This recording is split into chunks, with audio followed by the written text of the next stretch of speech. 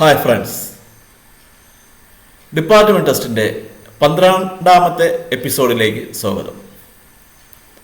ഇന്ന് Kerala financial കോഡിൻ്റെ part 3 മൂന്നാം ഭാഗത്തിലേക്കാണ് കടക്കുന്നത്. ഈ മൂന്നാം ഭാഗത്തിൽ ആർട്ടിക്കിൾ 22 മുതൽ ഉള്ള ആർട്ടിക്കിൾസാണ് പറയുന്നത്. ആർട്ടിക്കിൾ 22. അപ്പോൾ ഇന്നത്തെ ഈ വീഡിയോ കാണുന്നവർ നിങ്ങളുടെ കേരള ഫിനാൻഷ്യൽ കോഡിൻ്റെ വോളിയം ഫസ്റ്റ് പുസ്തകം എടുക്കുക.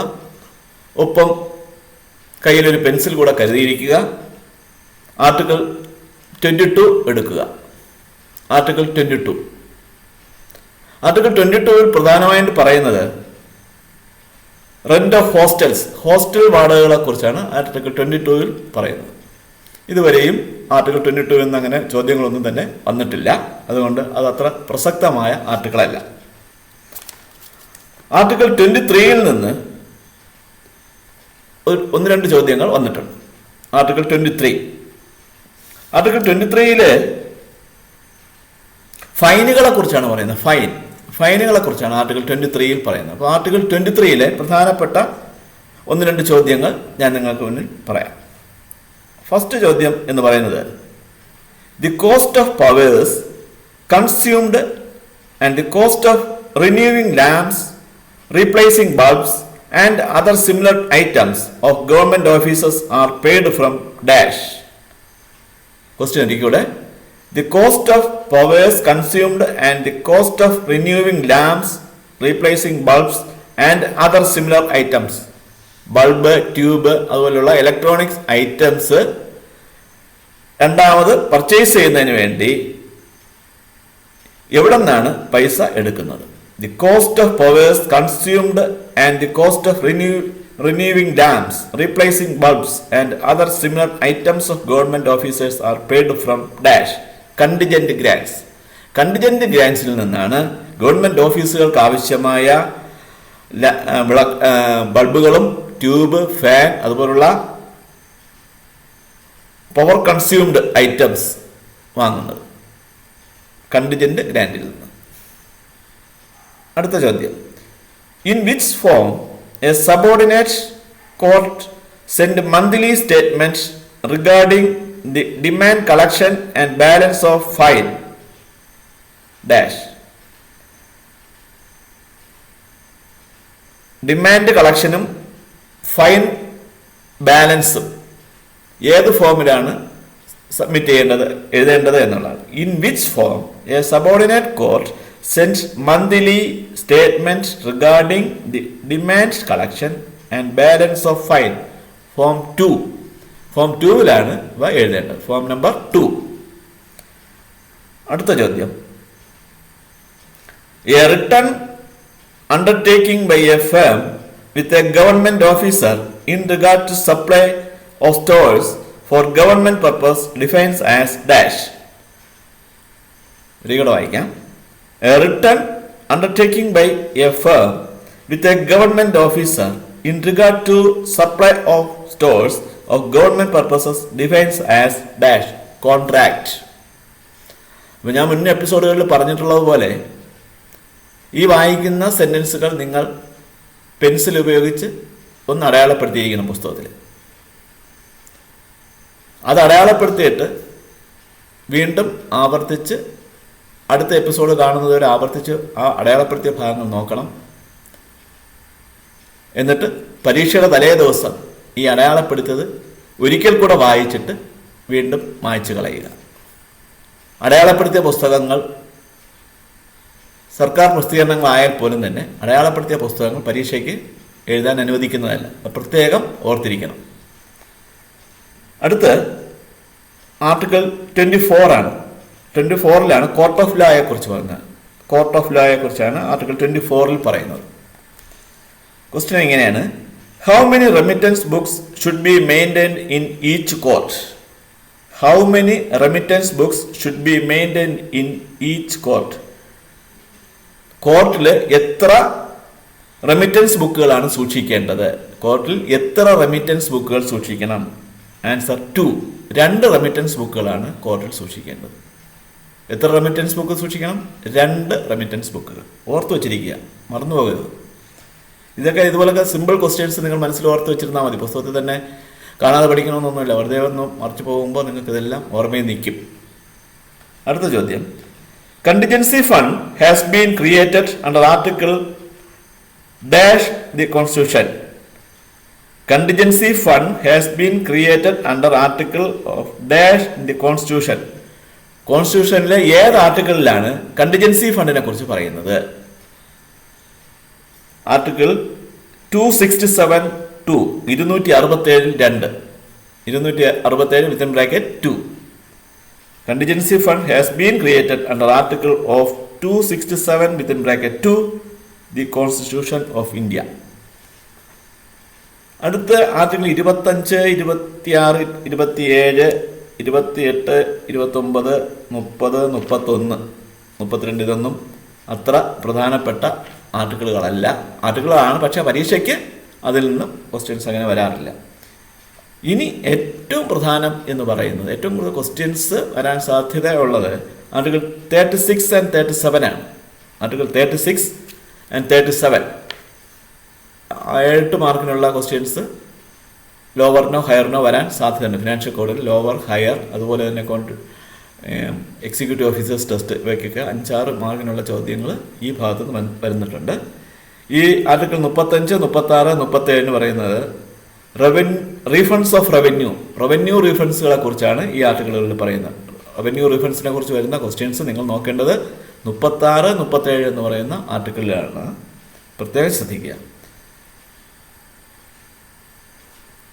ആർട്ടിക്കിൾ 36 1 എന്ന് പറയുന്ന പാരഗ്രാഫ് നോക്കണം. Article 36 36 1. On receipt of an application for refund of revenue the officer should dash.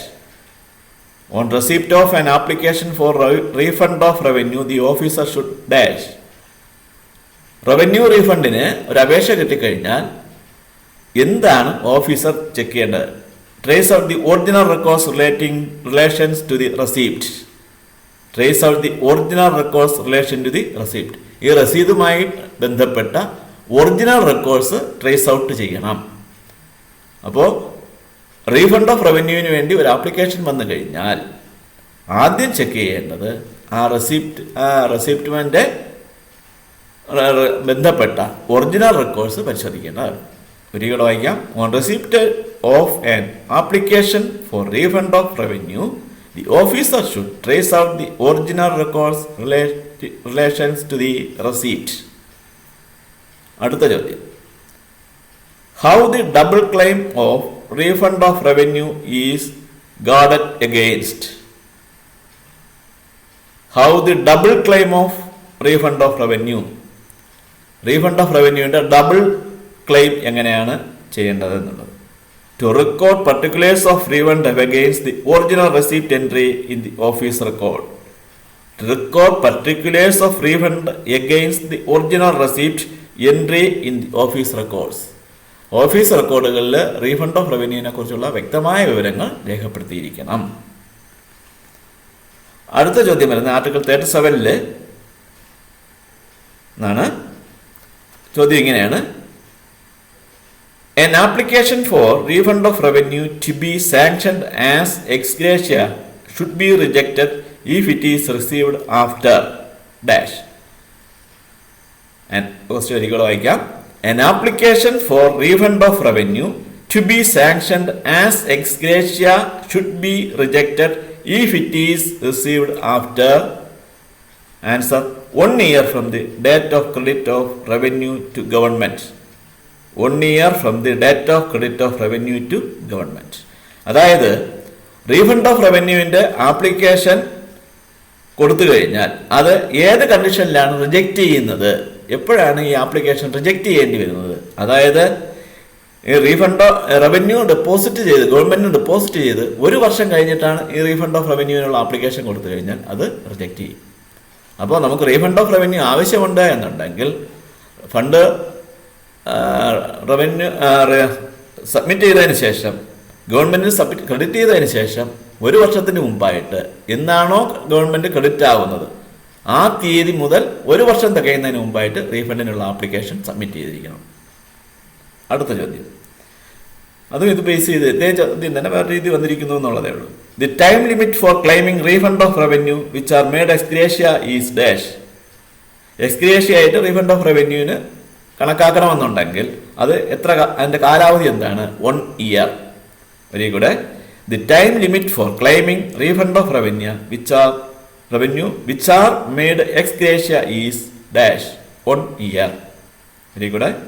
The time limit for claiming refund of revenue which are made ex gratia is dash 1 year. Next question. An application for a refund of revenue to be sanctioned ex gratia should be rejected if it is received dash. Very good. An application for a refund of revenue to be sanctioned ex gratia should be rejected if it is received. നേരത്തെ പറഞ്ഞ അതേ answer തന്നെയാണ്. After 1 year from the date of credit ചെയ്ത് ഒരു വർഷത്തേക്കകം കൊടുത്തില്ല, reject ചെയ്യാൻ വേണ്ടി refund ചെയ്യാനുള്ള അപേക്ഷ കൊടുത്തില്ല എന്നുണ്ടെങ്കിൽ, അത് എക്സ്ഗ്രേഷ്യക്കുള്ള അപേക്ഷ കൊടുത്തില്ല എന്നുണ്ടെങ്കിൽ ആ ആപ്ലിക്കേഷൻ റിജക്റ്റ് ചെയ്യും. അതുകൊണ്ട് റീഫണ്ട് ഓഫ് റവന്യൂ ആവശ്യമാണ് എന്നുണ്ടെങ്കിൽ ഗവൺമെന്റിലേക്ക് ഫണ്ട് റവന്യൂ ക്രെഡിറ്റ് ചെയ്ത് കഴിഞ്ഞാൽ ഒരു വർഷത്തിനകം വെച്ച് അത് ആപ്ലിക്കേഷൻ കൊടുത്തിരിക്കണം. അടുത്ത് ആർട്ടിക്കിൾ 38 എടുക്കണം. Remission of revenue. ആർട്ടിക്കിൾ 38 പറയുന്നത് റെമിഷൻ ഓഫ് റവന്യൂവിനെ കുറിച്ചാണ്. റെമിഷൻ ഓഫ് റവന്യൂ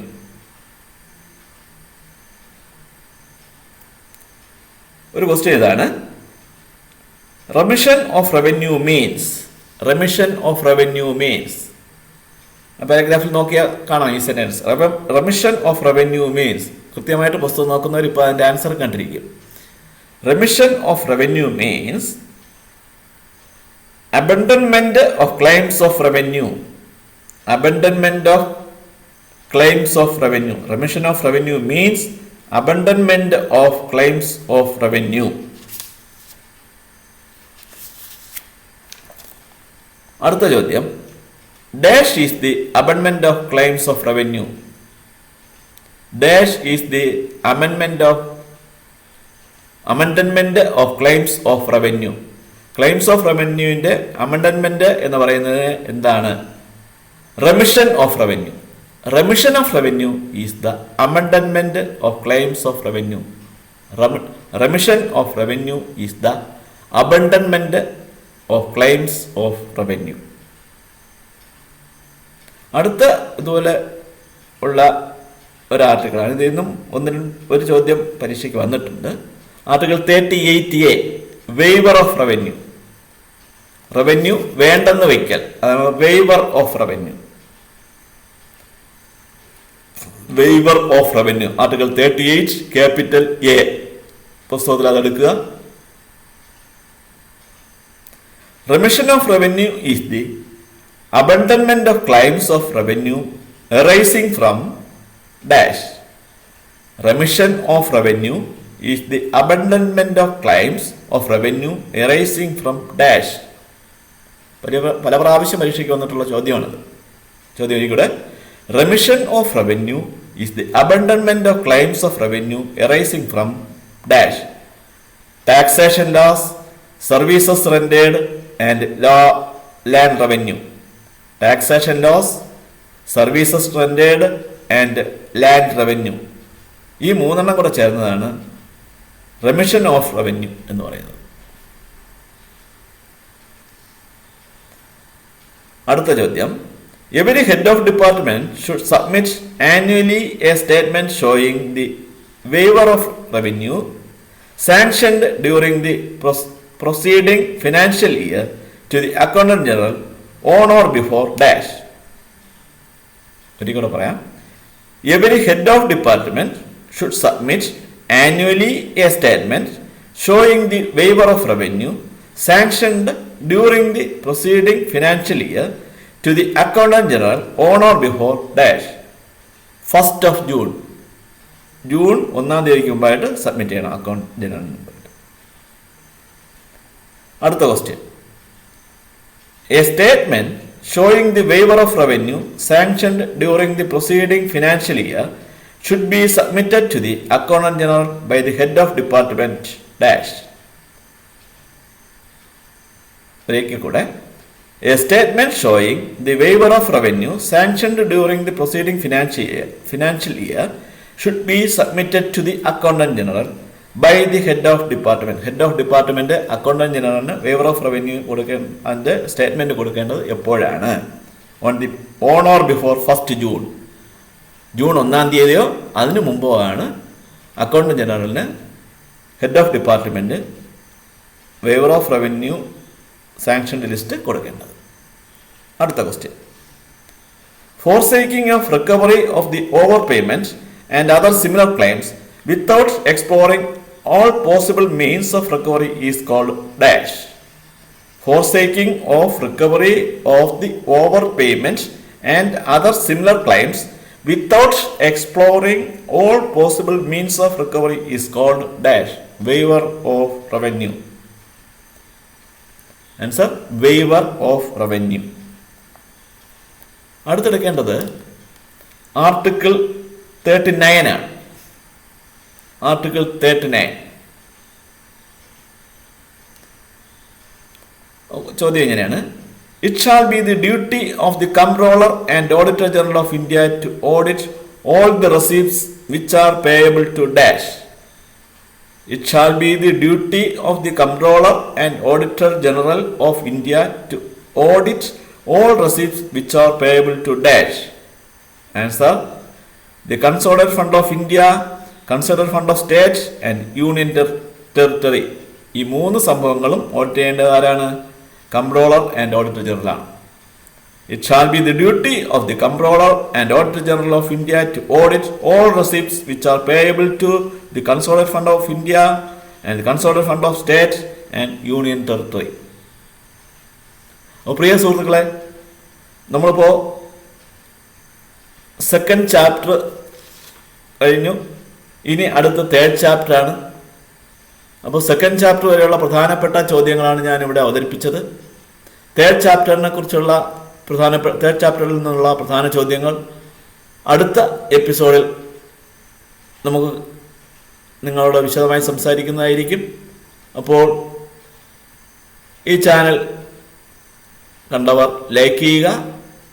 ഇതുവരെയും സബ്സ്ക്രൈബ് ചെയ്തിട്ടില്ലാത്തവർ സബ്സ്ക്രൈബ് ചെയ്യുക. അപ്പോൾ കാണുന്ന ബെൽ ബട്ടൺ ക്ലിക്ക് ചെയ്യുക. ഏവർക്കും ഒരിക്കൽ കൂടെ നന്ദി. Thank you.